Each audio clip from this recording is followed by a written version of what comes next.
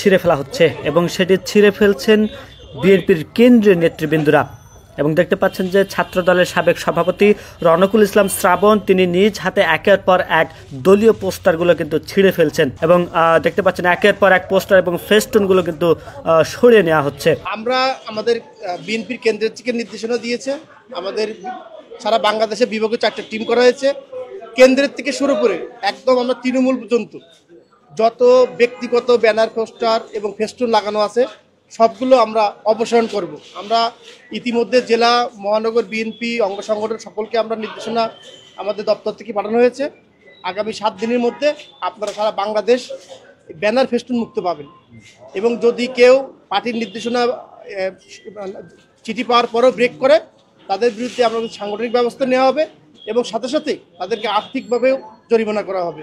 দেখেন, আমাদের সাংগঠনিক অভিভাবক দেশনায়ক তারেক রহমান, বিএনপির ভারপ্রাপ্ত চেয়ারম্যান, বিএনপি এবং অঙ্গ সহযোগী সকল সংগঠনকে বারবার বার্তা দিচ্ছেন তারই দেশ সংস্কারের যে যতগুলো কর্মসূচি নিচ্ছেন সেই দেশ সংস্কারের কর্মসূচির মধ্যে এটা একটা অন্যতম কর্মসূচি। কারণ বারবার ব্যানার ফেস্টুন লাগানোর পরে মানুষ কিন্তু এটা বিরক্ত হয়, বিল্ডিং এবং রাস্তাঘাটের সৌন্দর্য নষ্ট হয়। এই রাস্তাঘাটের সৌন্দর্য, বিল্ডিংয়ের সৌন্দর্য তো নষ্ট নয়, তার ধারাবাহিকতা আমাদের কেন্দ্রের থেকে যে সিদ্ধান্ত দিয়েছে আমরা সেই সিদ্ধান্ত কার্যকর করছি এবং এই সিদ্ধান্তগুলো প্রয়োজনে আরও কঠোরভাবে কার্যকর করা হবে। পরিচ্ছন্ন রাজনীতির জন্য এটা একটা নতুন দিগন্ত। এটা এই দিগন্ত উন্মোচনের মাধ্যমে আমাদের রাজনীতি, আমাদের রাজনৈতিক চেতনা, আমাদের নাগরিক অধিকারের চেতনা আরও বিকশিত হবে, আরও উন্নত হবে এবং এই যে রাষ্ট্রটা জনগণের কাছে, জনগণের মালিকানায় ফিরে যাবে এবং জনগণই এই রাষ্ট্রের প্রতিরক্ষা ব্যূহ হয়ে যে কোনো ধরনের ষড়যন্ত্র মোকাবেলা করে এই রাষ্ট্রকে আধিপত্যবাদী শক্তি থেকে শুরু করে দেশের ভিতরেও যদি কোনো চক্রান্তকারী থাকে তাদের হাত থেকে রাষ্ট্রকে রক্ষা করবেন।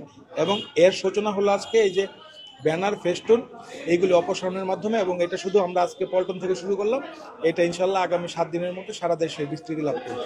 কোনো যদি বৈপুর সংগঠন তাদের নাম ব্যবহার করে কোনো ধরনের ব্যানার পোস্টার করে এবং ঢাকাকে অপরিচ্ছন্ন করে, সেই ক্ষেত্রে আমরা তাদেরকেও আইনের আওতায় নিয়ে আসবো।